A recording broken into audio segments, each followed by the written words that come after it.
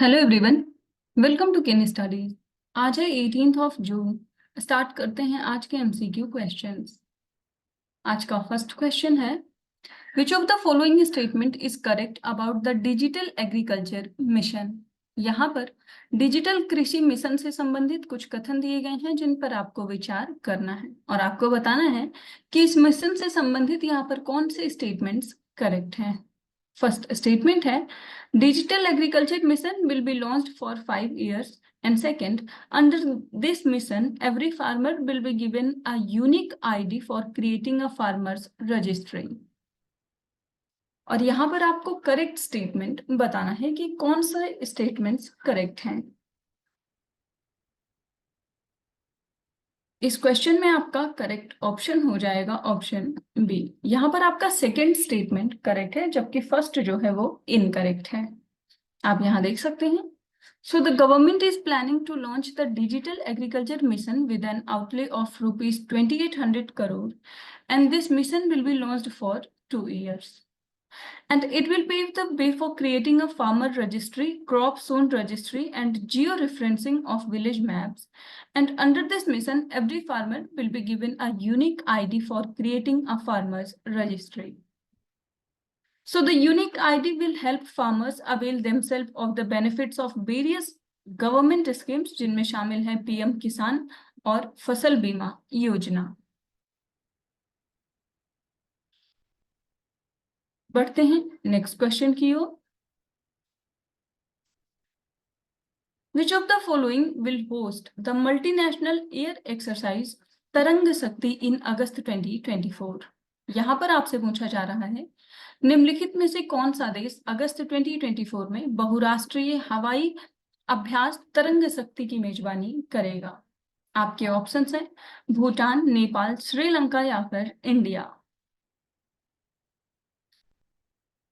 और इस क्वेश्चन में आपका करेक्ट ऑप्शन हो जाएगा ऑप्शन बी। सो तरंग शक्ति जो मल्टीनेशनल एयर एक्सरसाइज होगी इसका आयोजन अगस्त 2024 में किया जाएगा और इसकी मेजबान कंट्री है भारत। आप यहाँ देख सकते हैं। So in August 2024, India will host its first multinational air exercise Tarang Shakti 2024. And 10 countries' forces are likely to attend this multinational air exercise, and some countries will also join as observers. So it will be organized in two phases. The first will be held in the southern India in the first 2 weeks of August, and the second phase will held in the western sector from the end of August to mid-September. So आप ध्यान रखेंगे तरंग शक्ति जो exercise है इसका आयोजन 2 phase में किया जाना है। Australia, France, Germany, Japan, Spain, United Arab Emirates, United kingdom and United States will send their contingents in this exercise. So तरंग शक्ति जो एक्सरसाइज है आपने देखा कि इसका आयोजन किया जाएगा अगस्त 2024 में और ये इंस्पायर्ड है रेड फ्लैग एक्सरसाइज से जिसका होस्ट कंट्री है यूएसए।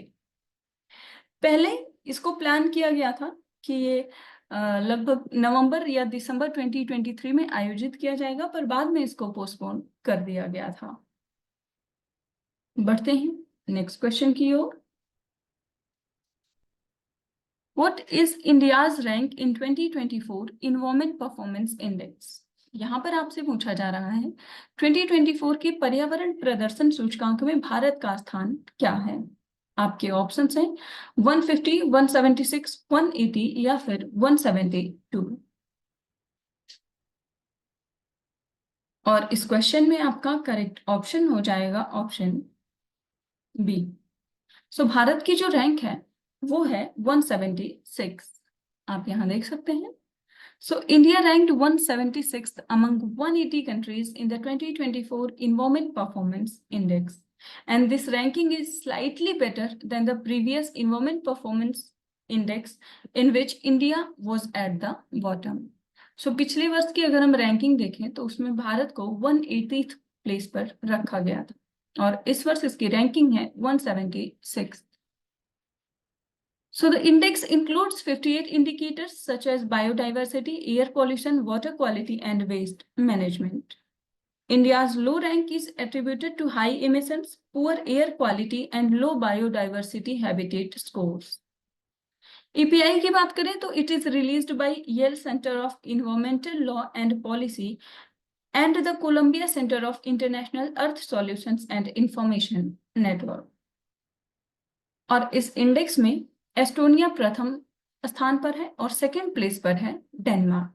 भारत की रैंकिंग है इसमें 176। बढ़ते हैं नेक्स्ट क्वेश्चन की ओर। Which government agency launched Mission Nishchay to gather intelligence about the demand and supply of drugs in border villages?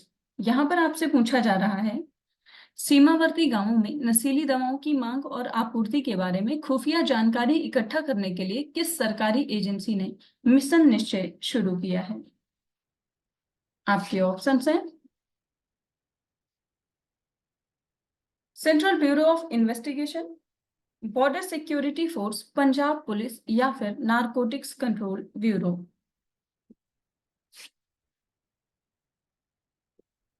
और इस क्वेश्चन में आपका करेक्ट ऑप्शन हो जाएगा ऑप्शन सी। सो ये शुरू किया है पंजाब पुलिस ने। आप यहां देख सकते हैं The Mission Nishay is an initiative launched by the Punjab Police, and this mission is in collaboration with the Border Security Force and Village Defence Committees. So the drive is conducted in Fazilika district along the India-Pakistan border, and its main objective is to gather actionable intelligence about the demand and supply of drugs through community participation. So आपने देखा कि जो Punjab police है उसका ये initiative है mission निश्चय। बढ़ते हैं नेक्स्ट क्वेश्चन की ओर। Consider the following statements about Montreal protocol. यहाँ पर मॉन्ट्रियल प्रोटोकॉल से संबंधित कुछ कथन दिए गए हैं जिन पर आपको विचार करना है। फर्स्ट स्टेटमेंट है The Montreal Protocol was adopted in 1987 to phase out substances that deplete the ozone layer. And second, the protocol primarily targets carbon dioxide emissions to combat global warming. And third, the protocol has been universally ratified by all United Nations member countries. और यहाँ पर आपसे correct statement पूछा जा रहा है। आपको बताना है कि मॉन्ट्रियल प्रोटोकॉल से संबंधित यहाँ पर कौन से स्टेटमेंट्स करेक्ट हैं। इस क्वेश्चन में आपका करेक्ट ऑप्शन हो जाएगा ऑप्शन सी। यहाँ पर आपका फर्स्ट और थर्ड स्टेटमेंट करेक्ट है जबकि सेकंड इनकरेक्ट है। कार्बन इमिशन से संबंधित जो मिशन है या प्रोटोकॉल है वो है क्योटो प्रोटोकॉल। आप यहाँ देख सकते हैं। So Montreal Protocol is indeed adopted in 1987 with the objective of phasing out the production and consumption of substances that deplete the ozone layer such as CFC, जिसे हम क्लोरोफ्लोरोकार्बन्स कहते हैं, and halogens. So the protocol does not primarily target carbon dioxide emissions. It focuses on ozone depleting substances which are different from the greenhouse gases responsible for global warming. Montreal protocol की बात करें तो it is notable for its universal ratification by all member countries in the of the United Nations and making it one of the most successful international agreements. So आपने देखा कि जो Montreal protocol है वो एक इंटरनेशनल ट्रीटी है जिसका M है प्रोटेक्ट करना ओजोन लेयर को और फेज आउट करना production and consumption of ozone depleting substances. बढ़ते हैं नेक्स्ट क्वेश्चन की ओर। Global trends report forced displacement in 2023 is released by which of these organisations. यहां पर आपसे पूछा जा रहा है वैश्विक रुझान रिपोर्ट 2023 में जबरन विस्थापन, ये जो रिपोर्ट है ये किस संस्था के द्वारा जारी की गई है? आपके ऑप्शंस हैं United Nations High Commission for Refugees, Reporters Without Borders, International Labour Organization या फिर International Organization for Migration। आपको बताना है कि ये जो रिपोर्ट है, वैश्विक रुझान रिपोर्ट 2023 में जबरन विस्थापन, ये किस संस्था ने जारी की है। और इस क्वेश्चन में आपका करेक्ट ऑप्शन हो जाएगा ऑप्शन ए। सो ये जारी किया गया है United Nations High Commission for refugees के द्वारा। आप यहाँ देख सकते हैं, as of the end of 2023, there are over 117 million forcibly displaced people globally, with the 40% being children under 18 years old. So among them, over 68 million were internally displaced people who remain within their own countries. The majority of refugees, जिनमें 73% की बात करें तो दे come from 5 countries, उनमें शामिल हैं Afghanistan, Syria, Venezuela, Ukraine और South Sudan. इस रिपोर्ट की कुछ रिकमेंडेशंस है वो देख लेते हैं। It includes resettlement of the displaced to third countries, enhancing refugee integration through education and labour mobility, and upholding refugees rights under national and international law. United Nations High Commission for Refugees की बात करें, इस organisation की बात करें तो ये United Nations की एक एजेंसी है that is mandated to aid and protect refugees, forcibly displaced communities and stateless people. और इसका हेडक्वार्टर है जेनेवा में। इसको स्टैब्लिश किया गया था 1950 में। ये एक नॉन फॉर प्रॉफिट ऑर्गेनाइजेशन है और वर्तमान समय में इसके जो हेड हैं वो हैं फिलिपो ग्रैंडी। बढ़ते हैं नेक्स्ट क्वेश्चन की ओर। Which country is set to host the 14th edition of FIH Hockey Men's Junior World Cup in 2025?